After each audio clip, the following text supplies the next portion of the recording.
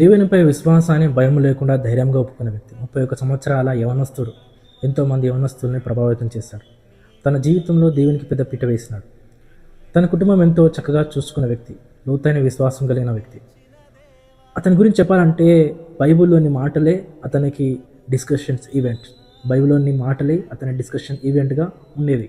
Prove me wrong, Jesus defeated death లాంటివి తీసుకొని events చేస్తూ ఎంతోమంది సువార్తం చెప్పేవాడు. ప్రూవ్ మీ రాంగ్ అంటే తెలుసు కదా, యేసు ప్రభు వారు చెప్పిన మాట, నాలో పాపం ఉందని మీరు ఎవరైనా నిరూపించగలరా అని పలికిన మాట.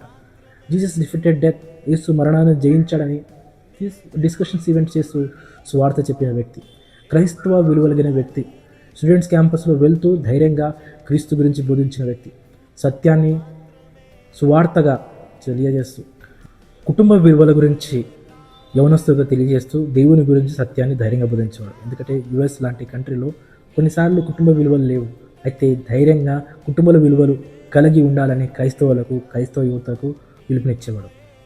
ఈనాడు ఇంతమంది చార్లీ కిర్క్ గురించి మాట్లాడుతున్నారంటే దేవునిలో ఆయనకున్న ధైర్యం, ప్రశ్న ఎదుర్కోవడంలో ఆయన అస్సలు భయపడేవాడు కాదు. ఎన్ని క్వశ్చన్స్ అడిగినా బైబిల్లోని వాక్యాన్ని చెప్తూ ఆ క్వశ్చన్స్కి ఆన్సర్ చెప్పేవాడు.